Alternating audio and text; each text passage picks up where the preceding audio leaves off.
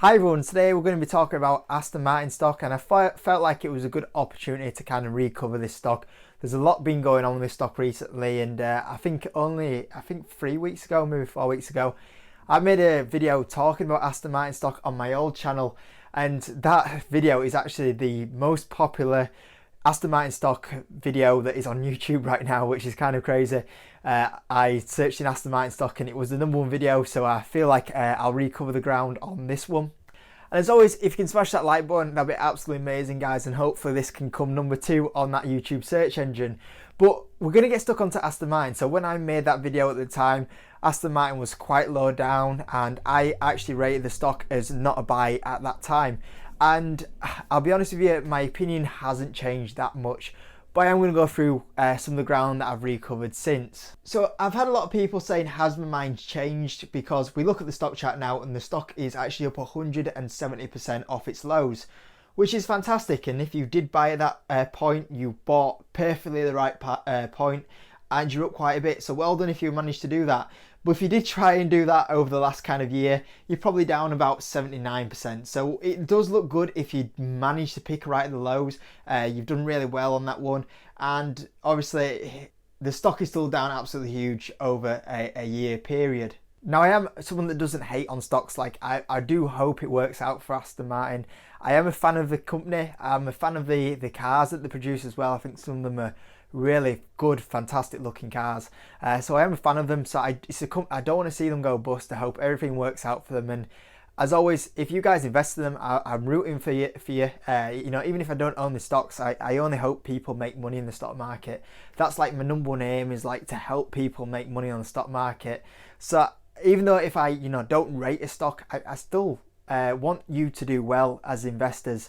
So that's one thing that I am going to say. Now, first of all, let's talk about the 170% gain, because I've had a few people go, you rated it as not a sell and now it's up 170%. You know, like, what's going on? You got that decision wrong. But you're only up 170% if you manage to buy exactly at the right point.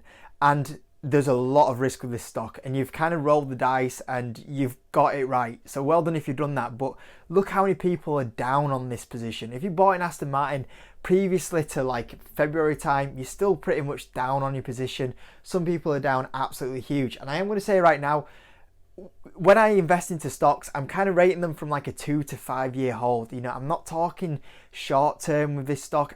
This is my opinion on this company for 2 to 5 years down the line. I'm not kind of taking it, what's this company going to do in the next month? I'm looking at a long-term view, and I'm going to go through the long-term view on Aston Martin from here, from these prices. Short term, I'll be honest with you, there's a 50-50 chance this stock goes up another 100%. I look at this stock and they were about trading at about £1 before the pre-coronavirus. So I reckon this stock has a good opportunity to get to about £1 again.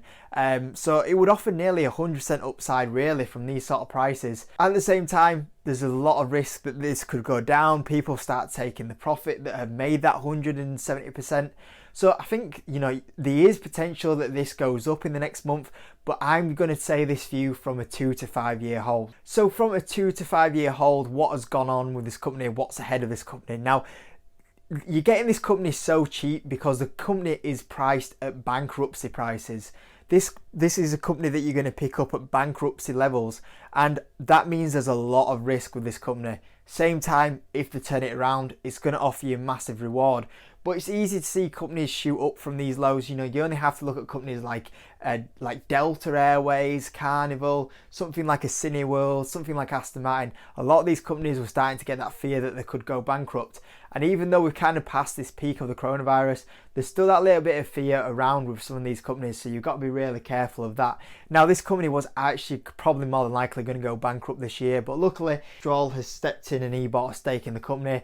And that saved the company for a few more years. So this gives the company potential to probably run for another 2 to 3 years. So we're actually having to see this company turn around these sales in the next 2 to 3 years. Or this company is going to go bankrupt and you'll lose all your money, which is one of the big risks. And when we look at this company as well, this company is not making profit or revenue. It hasn't done previously. Going forward, it's not looking to make profit or revenue. So looking at what's going on in this company, there's a good chance that this company might have to fundraise again. It's going to have to start turning around this profit, start making money to help this balance sheet out. And when I actually looked into the earnings report, that's one of the big key things was said, is try and sort this balance sheet out.